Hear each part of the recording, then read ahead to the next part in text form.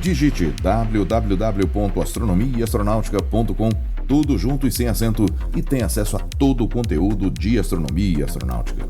Não perca também nenhum dos 4 volumes da coleção Astronomia e Astronáutica, disponível com exclusividade na Amazon, e os videocasts de astronomia e astronáutica disponíveis no site e no YouTube. Siga-nos também no Instagram e tenha acesso a outras informações e notícias. Se preferir, você pode ouvir o podcast também no aplicativo Audible, em iOS e Android. Os links estão na descrição desse episódio.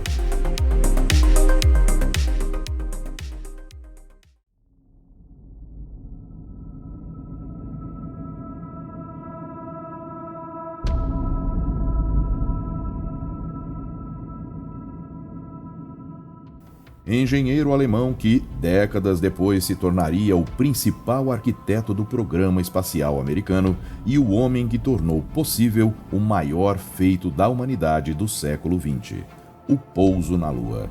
Ele foi Wernher von Braun. Olá, eu sou Florisberto, apresentador do podcast Astronomia e Astronáutica, e vou levar você nessa viagem.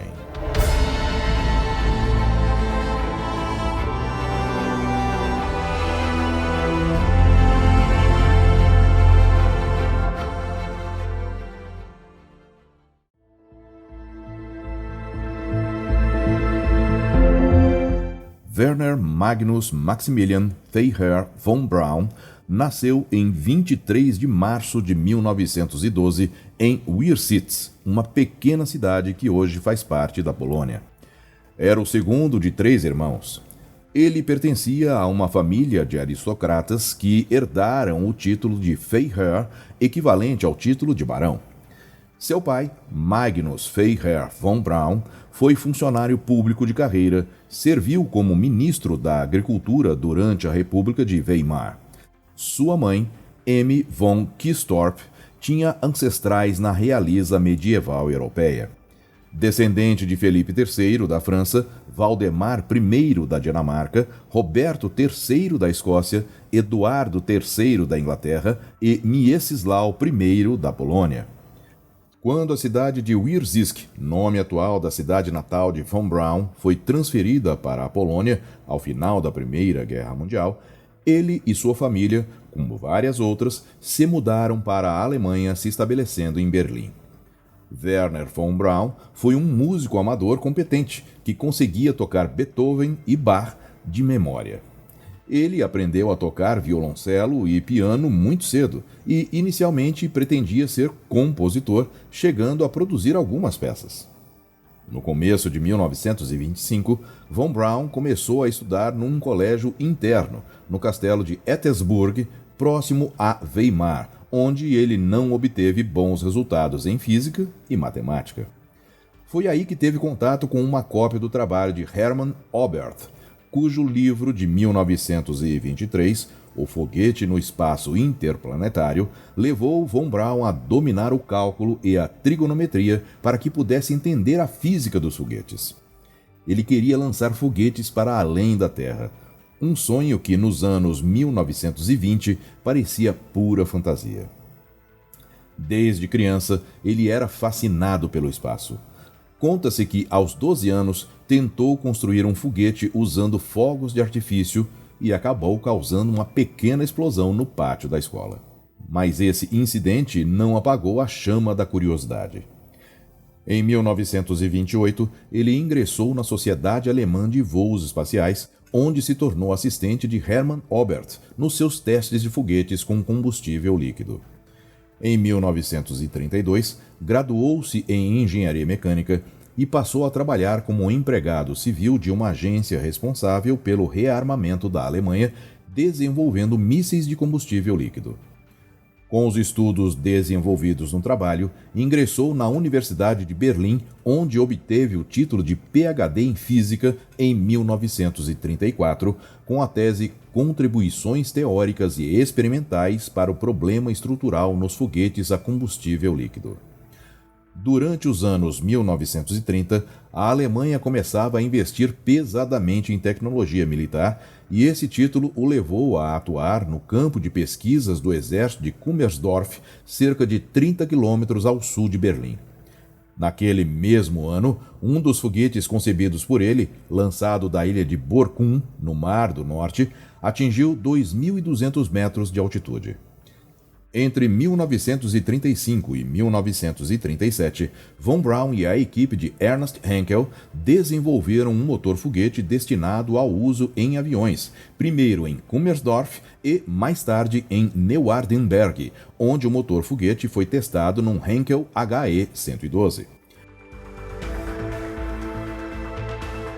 No final de 1935, ficou claro que as instalações de Kummersdorf eram insuficientes para acomodar a rápida expansão do programa de mísseis. Por isso, uma nova área de testes foi criada. Era o Centro de Pesquisas do Exército e da Força Aérea, denominado Peenemünde, onde von Braun foi diretor técnico de 1937 a 1945. Ali, ele liderou o desenvolvimento do míssil Agregat 4, A4, um grande foguete movido a combustível líquido. Posteriormente, ele passou a ser conhecido como Vergeltungswaffe 2, ou Arma de Vingança 2, ou ainda simplesmente V2. Esse foi o primeiro míssil terra-terra a combustível líquido operacional do mundo, contando com sistemas de controle por giroscópio que permitiam estabilizar e controlar o voo de forma automática e autônoma. Apesar de ser considerada uma façanha técnica, a V2 também pode ser considerada uma tragédia humana, já que mais de 9.000 pessoas morreram quando esse foguete foi usado pelo regime nazista contra civis em Londres e outras cidades europeias. Em junho de 1943, foi instalado um campo de concentração nas imediações de Peenemünde. Além dele, havia na região um campo de prisioneiros.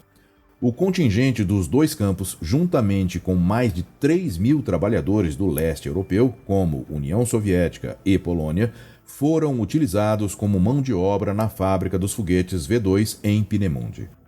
Em várias passagens de suas anotações, von Braun menciona o uso de mão de obra de prisioneiros nas fábricas de Peenemünde, deixando claro que ele tinha consciência das condições em que isso se dava. Werner von Braun teve um relacionamento complexo e ambivalente com o regime do Terceiro Reich. Quando já nos Estados Unidos, ele sempre negou qualquer envolvimento político com o regime da época, alegando que a sua filiação ao Partido Nazista teve a intenção apenas de permitir que ele continuasse no trabalho de sua vida. A sua filiação ao Partido Nacional Socialista Alemão dos Trabalhadores foi registrada em 1º de dezembro de 1938. Em 1º de maio de 1940, ele se tornou membro da temida SS, porém em uma unidade desarmada daquela força. Von Braun também alegou mais tarde que sua associação a esta força foi para se proteger de caçadas anticomunistas, dizendo que vestiu aquele uniforme apenas uma vez, porém há controvérsias quanto a essa afirmação. Na SS, ele começou com a patente de segundo-tenente, tendo sido promovido 3 vezes por Himmler, a última delas em 1943 para major. Von Braun argumentou que essas promoções eram técnicas, recebidas todo ano pelo correio. Em março de 1944, von Braun foi pivô de uma conspiração do mesmo Heinrich Himmler para obter o controle de todos os programas de armamento alemães, inclusive o de foguetes. Com isso, von Braun foi detido em 15 de março de 1944 e levado para uma cela da Gestapo na Polônia, onde ficou detido por 2 semanas até conseguir uma liberdade condicional.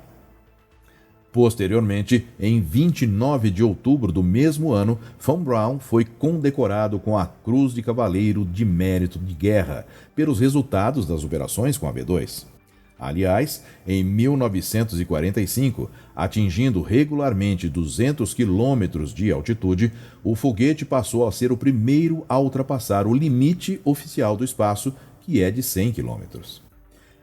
Em janeiro de 1945, no final da Segunda Guerra Mundial na Europa, os principais membros da equipe de Peenemünde, liderada por von Braun, decidiram por uma retirada para a região central da Alemanha, de forma a ter mais chances de se renderem aos norte-americanos, temendo a conhecida crueldade dos soviéticos para com os prisioneiros de guerra.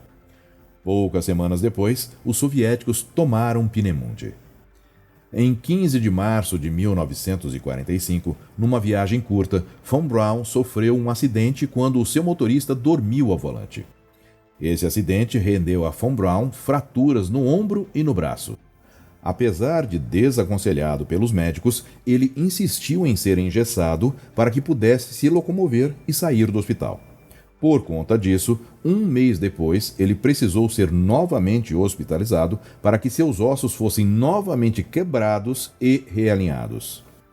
Em 19 de junho de 1945, entregou-se voluntariamente aos americanos, levando cerca de 120 engenheiros de sua equipe. Inicialmente, von Braun foi recrutado pelos Estados Unidos sob um programa chamado Operação Overcast, mais tarde designada Operação Paperclip. Em 20 de junho de 1945, o secretário de Estado dos Estados Unidos aprovou a transferência de von Braun e seus especialistas para a América. No entanto, isso não foi tornado público até 1º de outubro de 1945. Von Braun estava entre os cientistas para os quais o governo norte-americano criou históricos falsos e excluiu qualquer registro de envolvimento com o partido nazista, concedendo a eles total liberdade para trabalhar nos Estados Unidos. Depois disso, von Braun e mais de 100 membros remanescentes de sua equipe de Peenemünde, incluindo seu irmão Magnus, foram transferidos para o seu novo lar em Fort Bliss, uma grande instalação do exército ao norte de El Paso, no Texas. Ali começava um novo capítulo. O homem que um dia serviu a Hitler agora trabalhava para o exército dos Estados Unidos e, mais tarde, para a NASA. Em 1950, no início da Guerra da Coreia, von Braun e sua equipe foram transferidos para Huntsville, no Alabama, seu lar pelos próximos 20 anos. Entre 1950 e 1956, von Braun liderou a equipe de desenvolvimento de foguetes do exército no Redstone Arsenal, resultando no foguete Redstone, que foi utilizado no primeiro teste real de míssil balístico nuclear conduzido pelos Estados Unidos. Como diretor da Divisão de Operação e Desenvolvimento da Agência de Mísseis Balísticos do Exército, von Braun liderou a sua equipe no desenvolvimento do foguete Júpiter-C, um Redstone modificado. O Júpiter-C foi um foguete utilizado no lançamento do primeiro satélite norte-americano, o Explorer-1, em 31 de janeiro de 1958, evento que pode ser considerado como o nascimento do programa espacial dos Estados Unidos. Apesar do trabalho bem sucedido no foguete Redstone, os 12 anos entre 1945 e 1957 foram provavelmente alguns dos mais frustrantes para von Braun e seus colegas, pois os Estados Unidos não estavam dando a devida importância ao programa espacial. Em 1955, von Braun se naturalizou cidadão dos Estados Unidos e, mais tarde, em 1959, publicou um livreto condensando e atualizando os episódios do trabalho anteriormente publicado na This Week Magazine, apresentando suas ideias sobre um primeiro pouso tripulado na Lua. O cenário dessa proposta incluía uma espaçonave relativamente pequena, um veículo de pouso separado, tripulado por apenas 2 pilotos experientes que já haviam orbitado a Lua numa missão anterior. Tudo muito parecido com o plano de voo das missões Apollo. Em 1957, o mundo foi sacudido por uma notícia.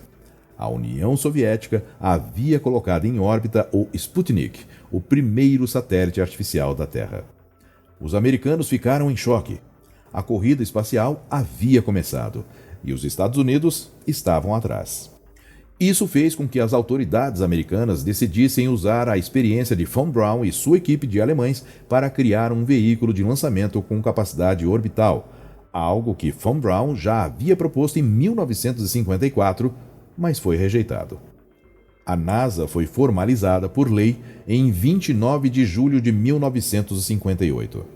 Um dia depois, o 50º foguete Redstone foi lançado com sucesso do atol Johnston, no Pacífico Sul. 2 anos depois, a NASA inaugurou o Marshall Space Flight Center e a equipe de desenvolvimento liderada por Von Braun foi transferida para a NASA.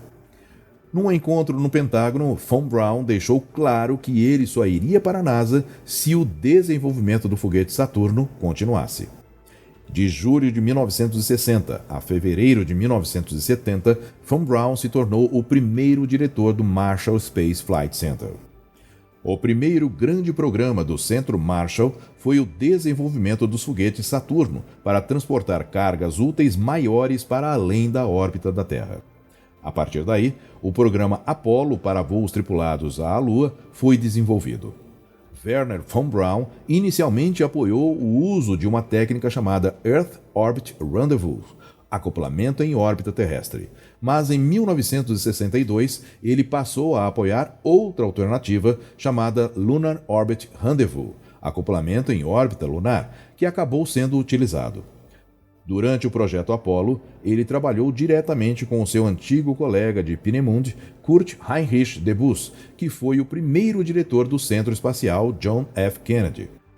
O foguete, desenvolvido por Von Braun e sua equipe, o Saturno V, o mais poderoso já construído, tinha 110 metros de altura e levava 3.000 toneladas de combustível. Esse gigante seria o veículo que transportaria as missões Apollo rumo ao espaço.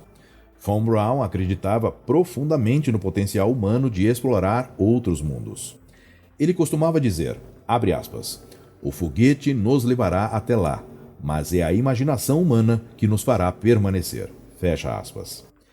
E, em 20 de julho de 1969, seu sonho se concretizou. Quando Neil Armstrong deu o primeiro passo na superfície lunar, o mundo inteiro assistiu em êxtase, e o nome de Von Braun se tornou sinônimo de conquista espacial. Poucos meses após o primeiro pouso na Lua, ele expressou publicamente o seu otimismo de que o foguete Saturno V continuasse a ser desenvolvido para missões a Marte nos anos 80.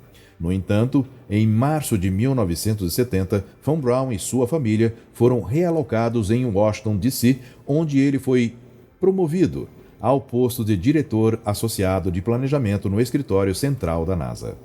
Depois de uma série de conflitos associados à interrupção do programa Apollo e encarando severos cortes de orçamento, Von Braun deixou a NASA em 26 de maio de 1972.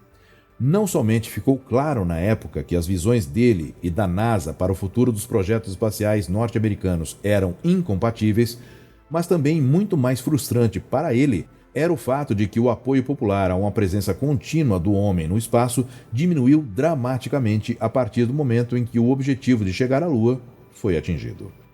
Ele se tornou vice-presidente de Engenharia e Desenvolvimento na Fairchild Industries em Germantown, em Maryland, em 1º de julho de 1972.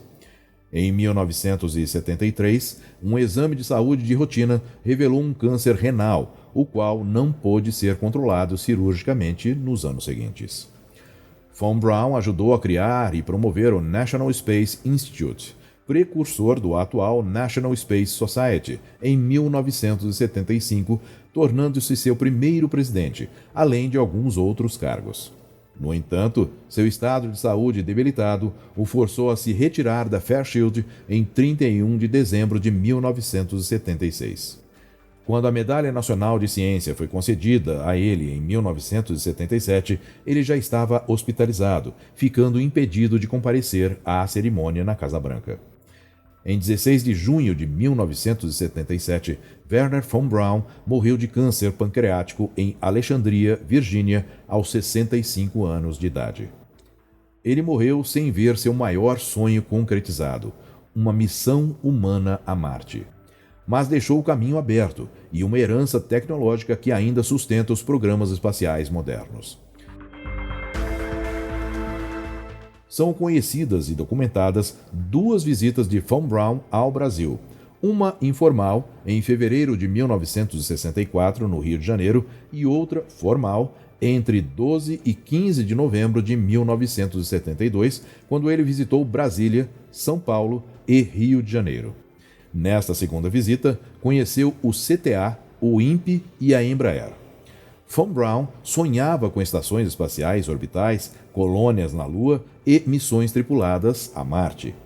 Muitos de seus projetos, elaborados nos anos 1950, inspiram até hoje a engenharia moderna e os planos de exploração interplanetária da SpaceX e da NASA.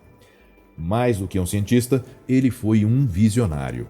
Um homem que acreditava que a humanidade não deveria se limitar à Terra. Para ele, explorar o espaço não era uma opção. Era o destino inevitável da nossa espécie. Se você acredita no poder do conhecimento e quer continuar recebendo conteúdo de qualidade, seja através do podcast, do Instagram ou pelo YouTube, considere apoiar com qualquer valor através do apoia.se para manter ativos esses canais de astronomia e astronáutica. Eu sou Floresberto, produzi e apresentei esse podcast Astronomia e Astronáutica. Até a próxima viagem.